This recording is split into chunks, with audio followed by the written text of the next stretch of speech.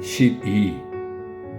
이호결이 무도회는 모스크바에서 가장 즐거운 무도회였다. 이제 막 배운 스텝을 밟아보는 사춘기 자녀들을 보며 어머니들이 그렇게 말했다. 기진맥진할 때까지 춤을 추던 애띤 소년 소녀들도 그렇게 말했다. 의젓한 아가씨들과 청년들도 아이들의 수준에 맞춰주겠다는 너그러운 생각으로 무도회에 왔다가 그 속에서 최고의 즐거움을 발견하고는 그렇게 말했다. 바로 올해 이 무도회에서 두 쌍의 결혼이 이루어졌다. 고르차코프가의 어여쁜 두 공작 형제가 신랑감을 찾아 시집을 갔다. 덕분에 이 무도회의 평판은 더욱 높아졌다. 이 무도회의 독특한 점은 주체를 맡은 남녀가 없다는 점이었다.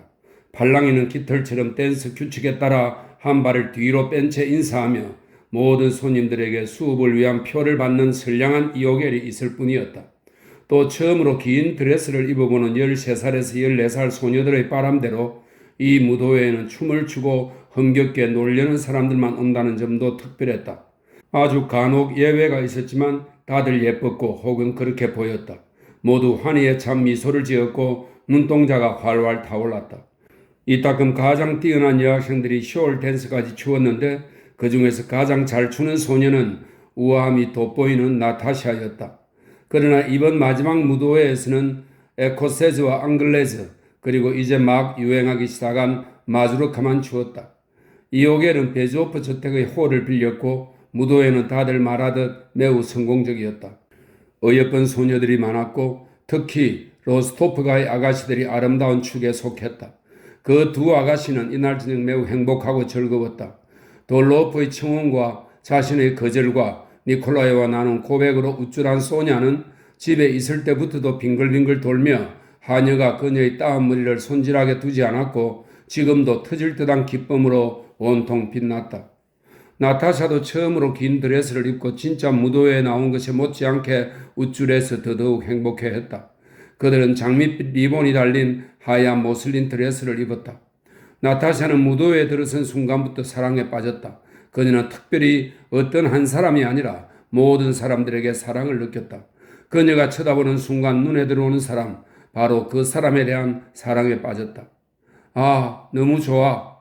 그녀는 소냐에게 달려와선 끊임없이 그렇게 말했다. 니콜라이와 데니소프는 보호자처럼 다정한 눈길로 춤추는 사람들을 둘러보며 호를 거닐었다. 그녀는 정말 사랑스러워 미인이 될 거야. 데니소프가 말했다. 누구 말이야? 나타샤 백작 형에. 데니소프가 대답했다. 춤도 얼마나 잘 추는지 정말 우아해. 잠시 침묵하던 데니소프가 다시 말했다. 도대체 누굴 말하는 거야? 자네 여동생. 데니소프가 화를 내며 버럭 소리를 질렀다. 로스토프는 가볍게 웃었다. 친애하는 백작, 당신은 나의 가장 뛰어난 학생들 가운데 한 명입니다. 당신은 춤을 춰야 해요? 체구가 작은 이호겔이 니콜라이에게 다가와서 말했다. 예쁜 아가씨들이 얼마나 많은지 보세요. 그는 역시 자신의 학생이었던 데니소프를 향해서도 똑같은 부탁을 했다. 아닙니다, 선생님. 전 앉아서 보는 편이 더 좋습니다. 데니소프가 말했다. 정말 기억 못하십니까? 전 선생님의 수업을 제대로 소화하지 못했는데요. 오, 아니에요. 이호겔이 황급히 위로했다. 당신은 단지 주의가 부족했을 뿐입니다. 당신에게는 소질이 있었어요. 맞아요. 소질이 있었다니까요. 새로 도입된 마즈루카를 추기 시작했다. 니콜라이는 이호겔의 청을 거절할 수 없어 소니아에게 춤을 신청했다. 데니소프는 노파들 옆에 딱 앉아 기병도 위에 팔꿈치를 꿰은 채 발로 박자를 맞추면서 춤추는 젊은이들을 힐끔거리며 무언가 재미있는 이야기로 늙은 귀부인들을 웃겼다. 이호겔은 선두에서 그의 자랑이자 최고의 학생인 나타샤와 짝을 이루어 춤을 추었다. 단화를 치는 조그만 두 발을 가볍고 부드럽게 옮기면서 이호겔은 부끄러워하기는 하지만 열심히 스텝을 밟는 나타샤와 함께 맨 앞에서 홀을 날아다녔다. 데니소프는 그녀에게서 눈을 떼지 않은 채 자신이 춤을 추지 않는 것은 못 추어서가 아니라 그저 추고 싶지 않았으라고 분명히 말하는 그런 표정으로 기병도를 두드리며 박자를 맞추었다. 춤 도중에 그는 옆으로 지나간 로스토프를 자기 쪽으로 불렀다. 이건 전혀 아니야. 그가 말했다. 이게 정말 폴란드 마주르카라고? 하지만 잘 추긴 하네.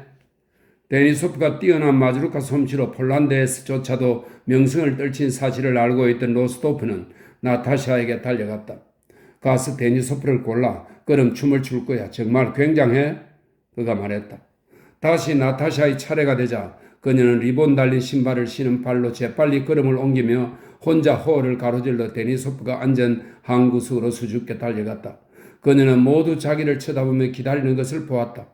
니콜라이는 데니소프와 나타샤가 웃음 띤 얼굴로 다투는 것을, 데니소프가 거절은하면서도 기쁘게 미소 짓는 것을 보았다. 그는 그들에게 달려갔다.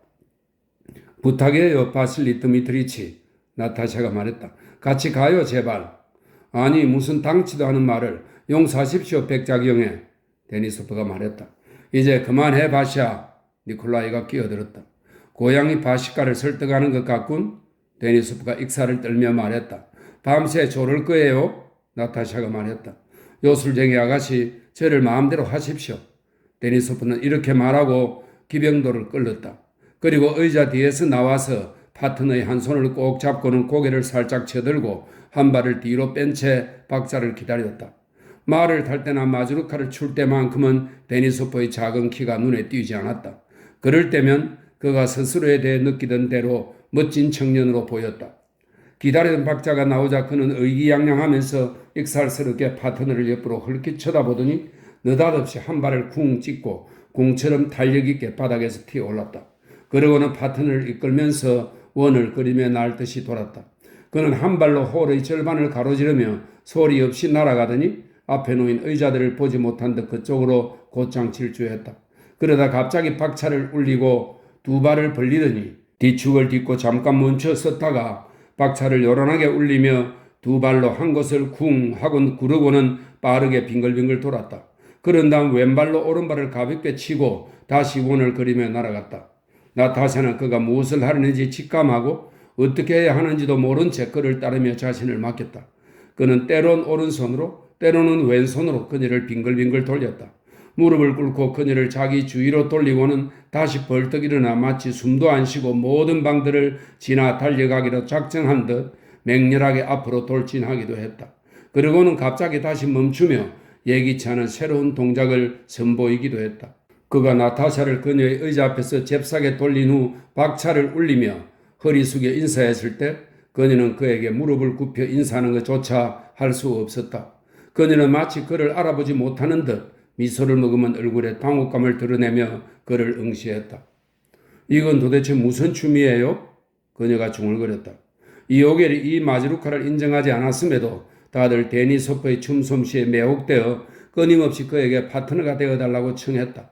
노인들은 싱글벙글 웃으며 폴란드에 대해 그리고 좋았던 옛 시절에 대해 이야기를 나누기 시작했다.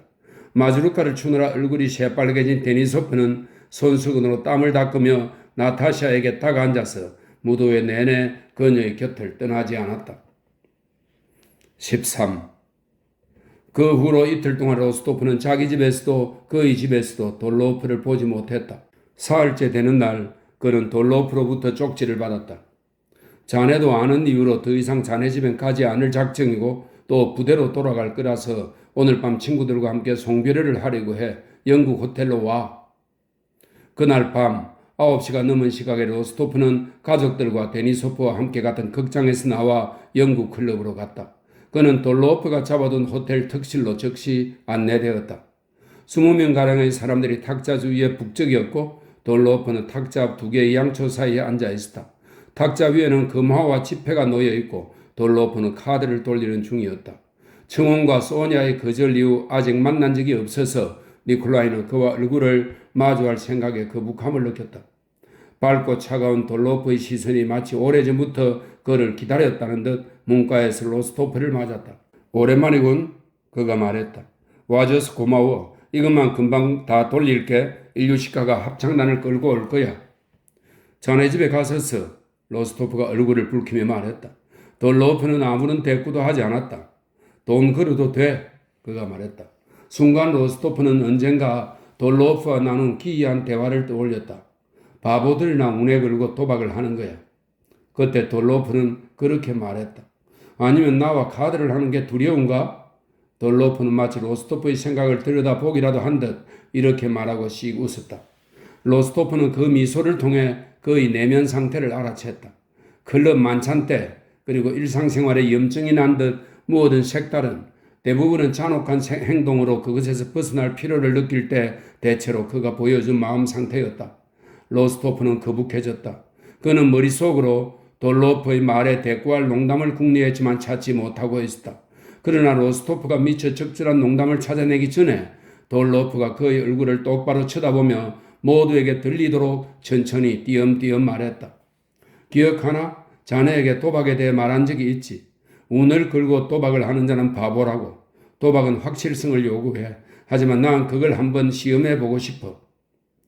운에 걸 것인가 아니면 확실성에 걸 것인가? 로스토프는 생각했다. 역시 자네는 하지 않는 편이 좋겠어. 그는 이렇게 덧붙이고는 새로 뜯은 카드 한 벌을 탁 치며 말했다. 여러분, 판돈. 돌로프가 돈을 앞으로 밀고 패를 돌릴 준비를 했다. 로스토프는 그 옆에 앉았고 처음에는 게임에 끼이지 않았다. 돌로프가 그를 힐끗거렸다. 안 하는 거지? 돌로프가 말했다. 그러자 이상하게도 니콜라이는 카드를 받고 얼마라도 판돈을 걸어서 게임을 시작해야만 할 것처럼 느꼈다. 돈이 없어. 로스토프가 말했다. 후불로 해도 돼. 로스토프는 5루블을 걸었다가 잃고 다시 걸었다가 또 잃었다. 돌로프가 로스토프의 카드 10장을 연달아 죽였다. 다시 말해 이겼다. 여러분, 그가 한동안 패를 돌리다가 말했다. 카드에 돈을 걸어. 안 그러면 계산이 복잡해지니까. 게임을 하던 한 사람이 자신도 신용거래를 했으면 좋겠다고 말했다. 그렇게 해줄 수 있지만 헷갈릴까봐 걱정이야. 카드에 돈을 걸어. 돌로프가 대꾸했다. 자네는 염려하지 마. 우리는 나중에 셈을 하지. 그는 로스토프에게 이렇게 덧붙였다. 게임이 계속되었고 하인은 쉼없이 샴페인을 날랐다. 로스토프는 번번이 져서 그의 앞으로 기록된 빚은 800루블에 이르렀다. 그는 또 한 카드에 800루블을 적었다. 그러나 샴페인을 건네받을 때 생각을 바꾸어 다시 20루블이라는 평범한 판돈을 적었다. 그냥 둬. 로스토프는 쳐다보지 않는 것 같았지만 돌로프가 말했다. 빨리 만회해야지. 난 다른 사람은 이기게 내버려 둬도 자네만큼은 꼭 이기겠어. 자네는 내가 두려운가? 그가 똑같은 말을 되풀이했다. 로스토프는 800이라고 적은 것을 그대로 둔 채 자신이 바닥에서 집어든 한쪽 모서리가 찢어진 하트 7을 내려놓았다. 그는 나중에도 이 사실을 잘 기억했다. 그는 하트 7을 내려놓고 그 위에 부러진 분필로 둥글고 반듯한 숫자로 800이라고 썼다. 그는 사람들에게 제공된 따뜻하게 데운 샴페인 한 잔을 마시고 돌로프의 말에 웃음을 지었다. 그러고는 심장이 멎는 기분으로 7을 기다리며 카드 한 벌을 쥔 돌로프의 손을 주시했다. 이 하트 7로 이기느냐 지느냐는 로스토프에게 많은 것을 의미했다. 지난 일요일 일리아 안드레이치 백작은 아들에게 2000루블을 주었다. 그런데 재정상의 공경에 대해 말하기를 결코 좋아하지 않던 백작은 아들에게 5월 전까지 마지막 돈이니 이번에는 좀 더 알뜰하게 써줄 것을 부탁했다. 니콜라이는 그 돈도 너무 많다고 봄이 오기 전에는 맹세코 더 이상 돈을 받지 않겠다고 말했다. 이제 그 돈에서 1200루블이 남아있었다. 따라서 하트 7은 1600루블을 잃는 것뿐만 아니라 자신이 한 맹세를 어길 수밖에 없다는 것을 의미했다. 그는 심장이 멎을 듯 돌로프의 손을 바라보며 생각했다. 자, 어서 그 카드를 줘. 그럼 난 군모를 집어들고 데니소프와 나타샤와 소냐와 저녁을 먹으러 집으로 가겠어. 그리고 두 번 다시는 카드를 손에 쥐지 않겠어. 순간 그의 가족의 삶이, 페테아와의 농담이, 소냐와의 대화가, 나타샤와의 이중창이, 아버지와의 피켓이, 심지어 포바르스카야 거리의 집에 있는 편안한 침대까지 너무도 강렬하고 선명하고 매력적으로 그의 눈앞에 떠올랐다. 마치 이 모든 것이 이미 잃어버린 먼 과거의 더없이 소중한 행복 같았다. 7이 왼쪽보다 오른쪽에 먼저 놓이게 만든 어리석은 우연이 새롭게 이해되고 새롭게 비친 그 모든 행복을 그에게 앗아갈 수 있으며 아직 경험해보지 못한 정체 모를 불행의 구렁텅이로 자신을 빠뜨릴 수도 있다고는 도저히 생각할 수 없었다. 그런 일이 있을 수 없었다. 하지만 그래도 그는 가슴을 졸이며 돌로프의 손이 움직이기를 기다렸다. 루바시카 소매 밑으로 털이 보이는 뼈가 굵직하고 불그레한 그 손은 카드를 내려놓고서 건네진 잔과 파이프를 잡았다. 자네는 나와 승부하는 것이 두렵지 않은가 보군? 돌로프는 똑같은 말을 되풀이했다. 그러고는 마치 즐거운 이야기라도 들려주려는 듯 카드를 내려놓고 의자 등받이에 몸을 한껏 기대서는 빙글거리며 천천히 찌끄리기 시작했다. 자, 여러분, 내가 사기꾼이라는 소문이 모스크바에 무성하다지? 그러니 자네들에게 나를 조심하라고 충고하겠네. 어서 패나 돌려. 로스토프가 말했다. 오, 모스크바 아줌마들다니. 돌로프는 이렇게 말하고 씩 웃으며 카드를 들었다. 아, 로스토프는 두 손으로 머리카락을 움켜쥐며 부르짖다시피 했다. 그에게 필요한 칠은 이미 메뉴에 첫 번째 카드로 놓여 있었다. 그는 자신이 갚을 수 있는 것보다 더 많은 돈을 잃었다. 그래도 돈은 넘지 마. 돌로프는 로스토프를 힐끔 쳐다보고 계속 패를 돌리며 말했다. 14. 1시간 30분이 지나자 게임하던 사람들 대부분은 자신들의 게임을 장난으로 바라보고 있었다. 모든 성분은 로스토프 한 사람에게 집중되었다. 1,600 루블 대신 그의 앞으로 긴 열을 이룬 숫자들이 적혀 있었다. 그는 1만 루블까지는 셈을 했지만 이제는 1만 5천 루블까지 올라갔으리라 어렴풋이 짐작하고 있었다.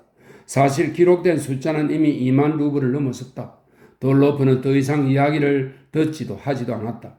그는 로스토프의 손동작 하나하나를 주시했고 이따금 자신이 로스토프 앞으로 적어둔 것을 대충 훑었다.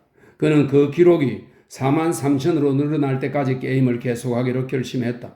그 숫자를 선택한 이유는 432 그와 소냐의 나이를 더한 값이었기 때문이었다.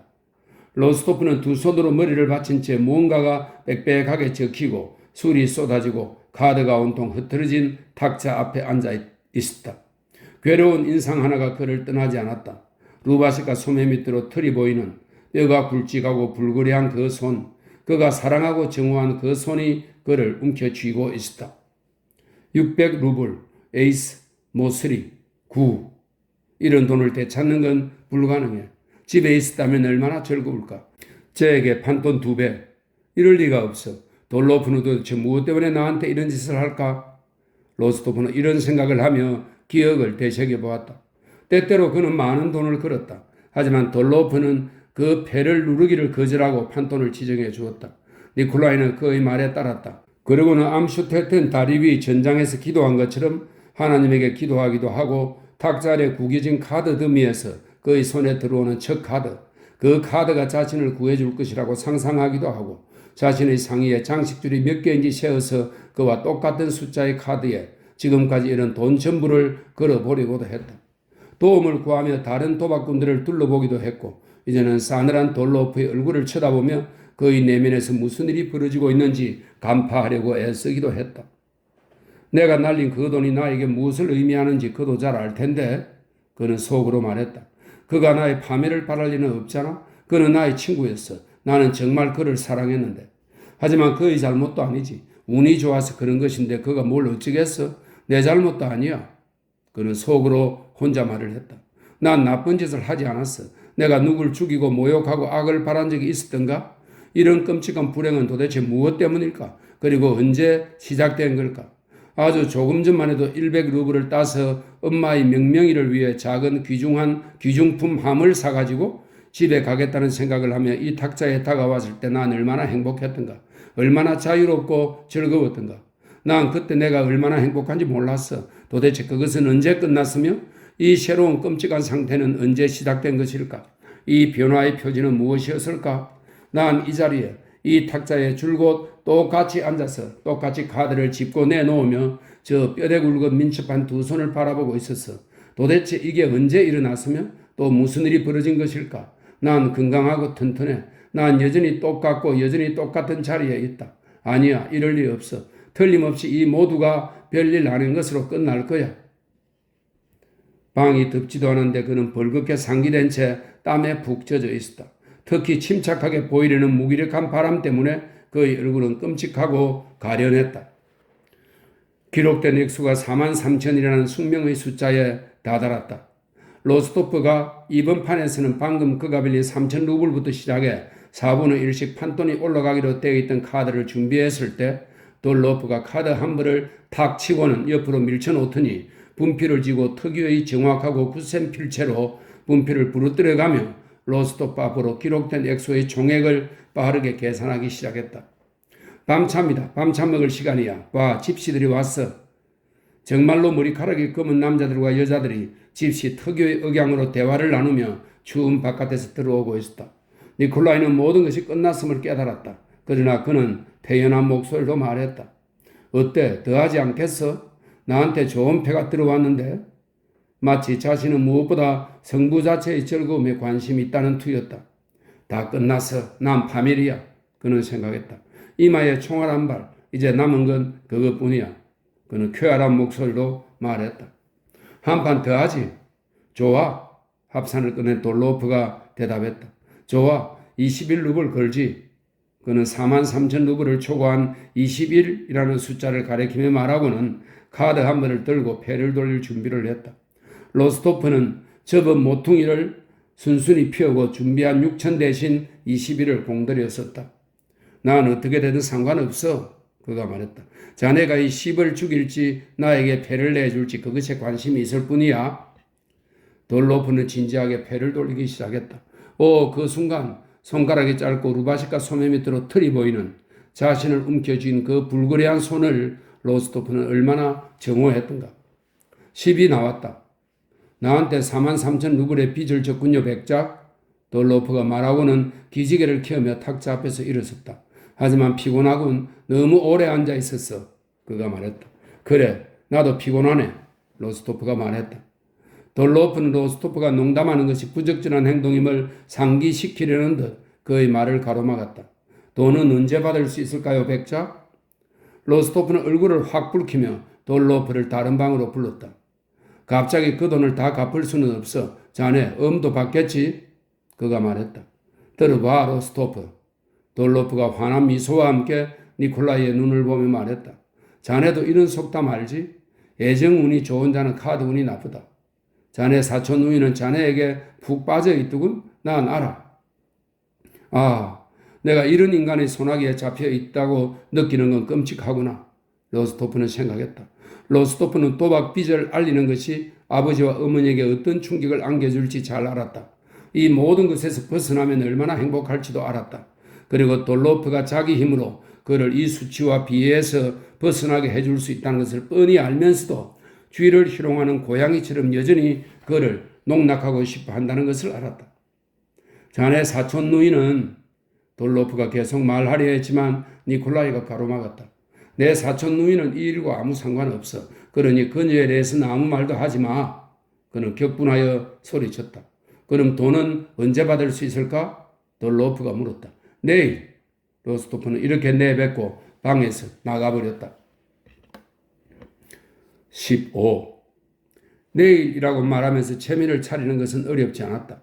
그러나 혼자 집에 와서 누이들과 남동생과 어머니와 아버지의 얼굴을 대하고 자신의 행동을 고백하고 맹세를 해놓고 권리도 없는 돈을 청하는 것은 끔찍했다.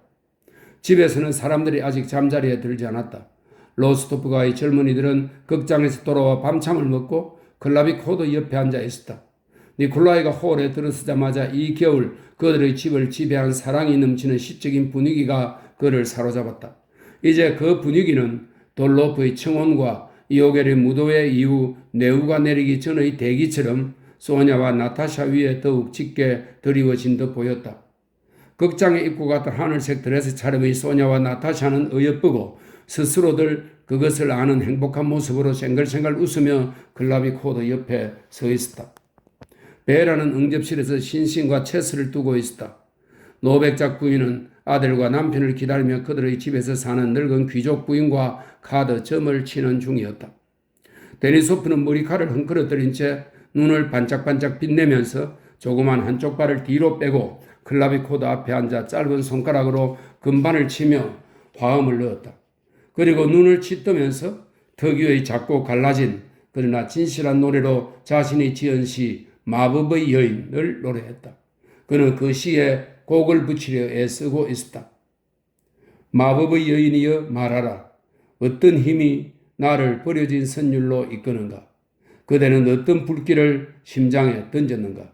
어떤 환희가 손가락들에 넘쳐 흘렀는가? 그는 놀란 눈으로 바라보는 나타샤를 향해 만호석처럼 검은 눈동자를 빛내면서 열성적인 목소리로 노래했다. 멋져요. 훌륭해요.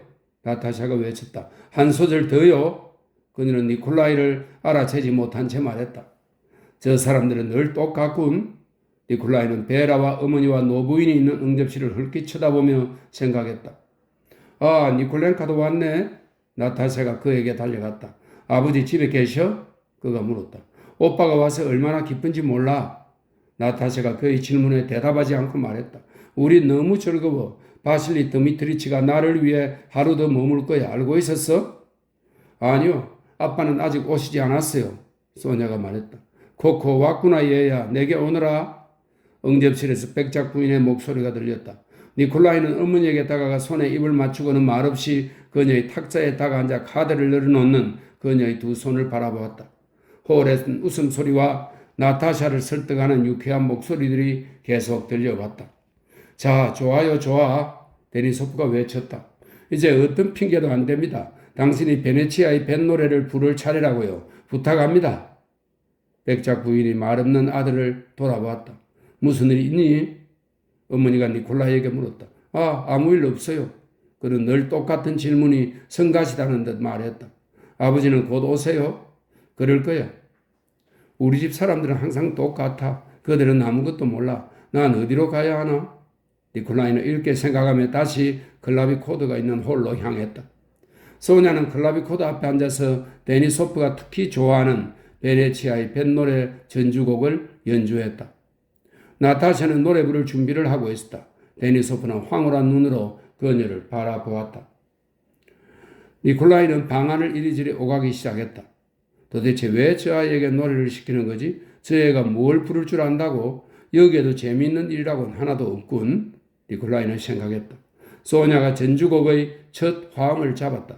맙소사, 나 명예도 모르는 파멸한 인간이야. 이마에 총알 한 방, 남은 건 그거 하나야. 노래하는 게 아니라. 그는 생각했다. 떠날까? 하지만 어디로? 상관없어. 노래해라 그래. 니콜라이는 방 안을 계속 거닐었고 침울하게 데니소프와 소녀들을 헐깃거리면서 그들의 시선을 피했다. 니콜렌카, 무슨 일 있어요? 그를 향한 소냐의 시선이 물었다. 그녀는 그에게 무슨 일이 일어났음을 금방 알아차렸다.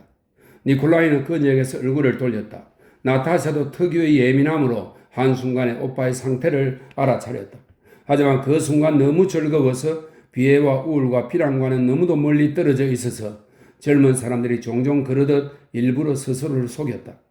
아니, 다른 사람이 비애에 대한 연민으로 자신의 즐거움을 망치기에 난 지금 너무 즐거워. 그녀는 스스로에게 말했다. 아니야, 내가 분명 착각한 거야. 오빠는 나처럼 즐거운 게 틀림없어. 자, 소냐. 그녀는 이렇게 말하고 홀 한가운데로 나갔다. 그녀의 견해에 따르면 소리의 울림이 가장 좋은 자리였다. 나타샤가 무용수들이 그러듯 고개를 살짝 들고 죽은 사람처럼 두 팔을 축 늘어뜨린 후 발 뒤꿈치를 바닥에 내딛고 발가락 끝으로 걸음을 떼는 열정적인 움직임으로 홀 한가운데 나아가 멈추었었다. 여기 있는 사람이 나예요. 그녀는 자신을 뒤쫓는 데니소프의 환희에 찬 시선에 응답하며 이렇게 말하는 것 같았다. 저 애는 뭐가 그리 즐거울까? 니콜라이는 여동생을 쳐다보며 생각했다. 어쩌면 저렇게 지겨워하지도 부끄러워하지도 않을까? 나타샤가 첫음을 잡았다. 그녀의 목구멍이 확장되고 가슴이 곧게 펴지고 눈동자가 진지한 빛을 띄었다. 이 순간 그녀는 누구에 대해서도 무엇에 대해서도 생각하지 않았다. 미소를 띤 입에서 소리가 흘러나왔다. 그것은 누구나 똑같은 시간 동안 똑같은 음정으로 낼 수 있는 소리였지만 천번은 당신을 냉담하게 내버려 두다가 1001번째야 당신을 전율하게 흐느끼게 만드는 그런 소리였다. 나타샤는 올겨울 처음으로 진지하게 노래를 부르기 시작했다.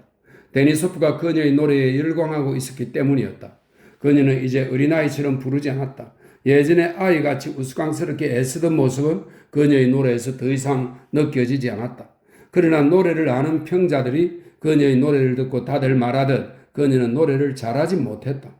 다듬어지지 않았지만 훌륭한 목소리다. 다듬을 필요가 있다. 모두가 그렇게 말했다.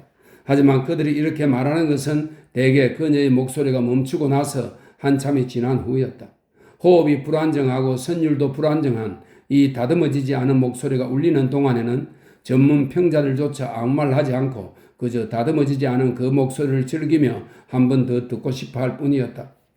그녀의 목소리에는 순결과 순수, 자기 힘에 대한 무지, 아직 다듬어지지 않은 벨벳 같은 부드러움이 깃들어 있었다. 성악 기교의 부족이 이러한 점들과 아주 잘 어우러져서 그 목소리의 변화를 주려 하다가는 오히려 망가질 것 같았다. 이게 도대체 어떻게 된 일이야? 그녀의 목소리를 들은 니콜라이는 눈을 휘둥그레 떴다. 쟤한테 무슨 일이 생긴 거야? 오늘은 정말 잘 부르잖아. 그는 생각했다.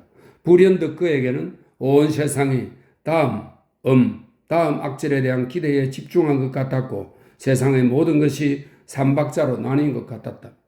오 나의 잔인한 사랑이여 하나 둘 셋 하나 둘 셋 하나 오 나의 잔인한 사랑이여 하나 둘 셋 하나 에이 우리의 어리석은 인생이여 니콜라이는 생각했다. 이 모든 것 불행도 돈도 돌로프도 악의도 명예도 이 모든 게 다 부질없어. 바로 이게 진짜야. 나타샤 사랑하는 나의 동생 아이고 어머니 저 아이가 그 시를 어떻게 낼까? 냈잖아. 하나님 감사합니다. 그는 자기도 깨닫지 못하는 사이에 그 높은 음보다 3도 낮은 이성부 음을 내며 시음을 받쳐주기 위해 노래하고 있었다. 오 하나님 얼마나 아름다운가. 내가 정말 이 소리를 낸 건가? 정말 행복하다. 그는 생각했다. 아, 그 3도화음이 어떻게 떨렸던가. 로스토프의 영혼 속에 있는 가장 고귀한 무언가가 얼마나 감동을 받았던가. 그 무언가는 세상 그 무엇과도 상관이 없고 세상 그 무엇보다 고귀한 것이었다. 카드 놀이에서 돈을 잃은 것, 돌로프도 맹세도 그런 게 다 뭐란 말인가? 다 시시하다. 사람을 죽이고 도둑질을 한다 해도 여전히 행복할 수 있는 것이다. 16. 로스토프가 이날처럼 음악에서 그런 희열을 맛본 것은 아주 오랜만의 일이었다. 그러나 나타샤가 베네치아의 뱃노래를 끝내자마자 다시 현실이 뇌리에 떠올랐다. 그는 아무 말 없이 홀을 나와 아래층의 자기 방으로 향했다. 15분 후 노백작이 즐겁고 흡족한 모습으로 클럽에서 돌아왔다. 니콜라이는 노백작이 도착하는 소리를 듣고 그에게 갔다. 어때? 즐거웠니? 일리아 안드레이치가 아들을 향해 기쁘고 자랑스러운 미소를 지으며 말했다. 니콜라이는 네 하고 말하고 싶었지만 그럴 수 없었다. 하마터면 울음을 터뜨릴 뻔했다. 백작은 아들의 상태를 알아차리지 못하고 파이프에 불을 붙였다. 에이 피할 수 없는 일이야. 니콜라이는 처음이자 마지막으로 그런 생각을 했다. 그러고는 갑자기 마치 시내에 타고 갈 에키파시를 요청하기라도 하듯 스스로도 혐오스럽게 여길 만큼 태평한 어투로 아버지에게 말했다. 아버지 볼 일이 있어 왔어요. 깜빡 잊어버릴 뻔했네요. 돈이 필요해요. 그 봐라. 아버지가 말했다. 그는 유난히 기분이 좋았다. 내가 부족할 거라고 말하지 않았니? 많이 필요하냐? 아주 많이요. 니콜라이는 얼굴을 붉히면서 그 후로 오랫동안 스스로를 용서할 수 없었던 바보 같은 태연한 미소와 함께 말했다.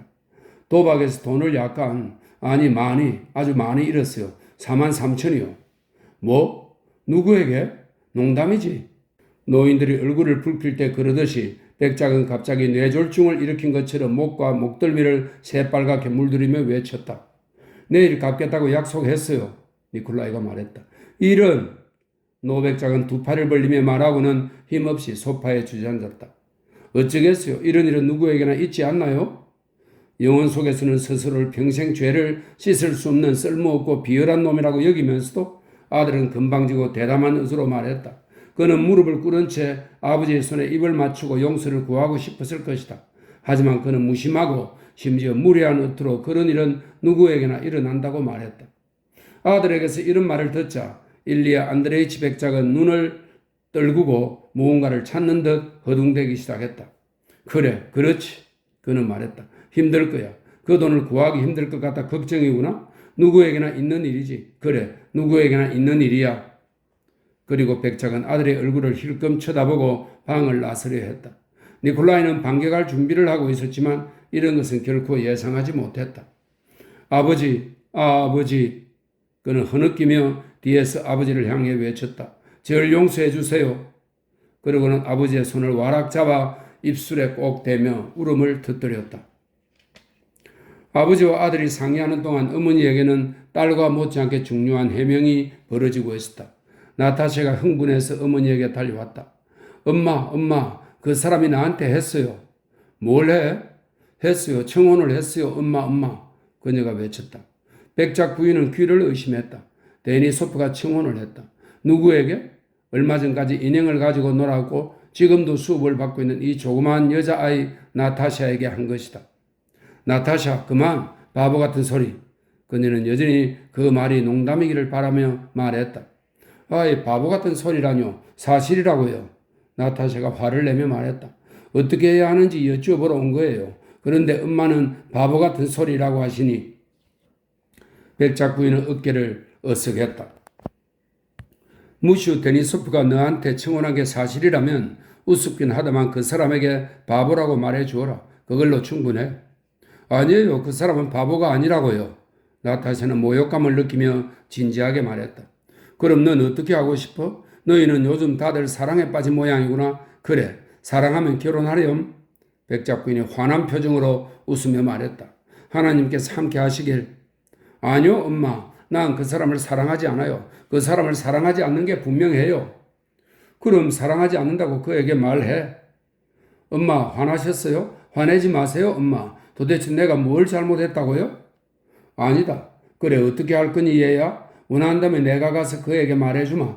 백작 부인이 빙그레 웃으며 말했다. 아니에요. 제가 직접 말할 거예요. 엄마는 가르쳐만 주세요. 엄마는 뭐든 쉽게 하시잖아요. 그녀가 어머니의 미소에 답하며 덧붙였다. 그 사람이 내게 그 말을 하는 걸 엄마가 보셨더라면 난 알아요. 그 사람도 그런 말을 하려던 게 아니라 무심코 입 밖에 낸 거예요. 그래. 그렇지만 거절해야 한다? 아니에요. 그래서는 안 돼요. 그 사람이 너무 가여워요. 얼마나 좋은 사람인데요? 그래. 그럼 청혼을 받아들이렴. 시집 갈 때도 됐으니까. 어머니는 화가 나서 조롱하듯 말했다. 아니에요, 엄마. 난 그 사람이 너무 가여워요. 어떻게 말해야 할지 모르겠어요. 그럼 넌 나설 것 없다. 내가 직접 말하마. 백작 부인은 다른 사람이 감히 자신의 어린 나타샤를 다 큰 어른으로 보았다는 사실에 붕괴하며 말했다. 아니요, 절대 안 돼요. 제가 직접 말할게요. 엄마는 문 앞에서 들어주세요. 그리고 나타샤는 응접실을 가로질러 홀로 달려갔다. 클라베코드 옆 의자에 데니소프가 두 손으로 얼굴을 가리고 앉아 있었다. 그는 그녀의 가벼운 발소리에 벌떡 일어났다. 나탈리, 그가 빠른 걸음으로 그녀에게 다가가며 말했다. 내 운명을 결정해 주십시오. 내 운명은 당신의 손에 달렸습니다. 바실리 드미트리치, 난 당신이 너무 가여워요. 아니에요. 당신은 너무나 훌륭한 분인데? 그렇지만 안 돼요. 그렇게는. 하지만 난 당신을 늘 사랑할 거예요. 데니소프는 그녀의 손 위로 몸을 숙였고 그녀는 이해할 수 없는 이상한 소리를 들었다. 그녀는 그의 흥크러진 검은 곱슬머리에 입을 맞추었다. 그때 백작 부인의 옷자락이 스치는 부산스러운 소리가 들렸고 백작 부인이 그들에게 다가왔다. 바실리 드미트리치, 당신이 베풀어준 영광에 감사합니다. 백작 부인이 당황한 그러나 데니소프에게는 엄하게 느껴지는 목소리로 말했다. 하지만 내 딸은 너무 어려요. 그리고 난 당신이 내 아들의 친구로서 나에게 먼저 말해주리라 생각했어요. 그랬다면 내가 부득이 당신을 거절할 수밖에 없는 상황에 처하게 하지는 않았을 텐데요. 백작 부인, 데니소프는 시선을 떨군 채 잘못을 저지른 표정으로 이렇게 말하고 무언가를 더 말하려다가 우물거렸다. 나타샤는 그가 너무 가여워 지켜보고 있을 수 없었다. 그녀는 큰 소리로 흐느껴 울기 시작했다. 백작 부인, 제가 부인 앞에서 잘못을 저질렀습니다. 데니소프가 더듬거리는 목소리로 말을 이었다. 하지만 아시지요? 제 목숨이 두 개라도 기꺼이 내놓을 만큼 부인의 따님과 가족 모두를 너무 열렬히 사랑한다는 걸 말입니다. 그는 백작 부인을 바라보았고 그녀의 엄한 표정을 알아채고는 그럼 안녕히 계십시오 백작 부인 하고 말하면서 그녀의 손에 입을 맞추고 나타샤에게는 눈길도 주지 않은 채 빠르고 단호한 걸음으로 방에서 나갔다. 이튿날 로스토프는 모스크바에 단 하루도 더 이상 더 머물려 하지 않은 데니소프를 전송했다. 모스크바에 있는 친구들이 집시의 집에서 데니소프를 배웅했다. 그는 어떻게 자신이 썰매에 눕혀졌는지, 처음 세계 역참을 어떻게 지나쳤는지 기억하지 못했다. 데니소프가 떠난 후 로스토프는 노백작이 그렇게 갑자기 마련할 수 없던 돈을 기다리며 모스크바에서 2주를 더 보냈다. 그는 집 밖에 나가지 않고 아가씨들의 방에서 시간을 보냈다. 소녀는 그에게 전보다 더 헌신적이고 다정했다. 그녀는 그가 도박에서 돈을 잃은 것이 그를 향한 그녀의 사랑을 한층 더 깊어지게 만든 눈부신 위협이었다는 것을 그에게 보여주고 싶은 듯 했다. 그러나 니콜라이는 이제 자신이 그녀에겐 합당치 않다고 생각했다. 그는 소녀들의 앨범에 시와 악보들을 가득 써넣었다. 그는 지인들 가운데 누구와도 작별 인사를 나누지 않았다. 마침내 43,000 루블을 다 보내고 돌로펙의 영수증을 받은 뒤 이미 폴란드에 가 있던 연대를 쫓아 11월 말에 집을 떠났다.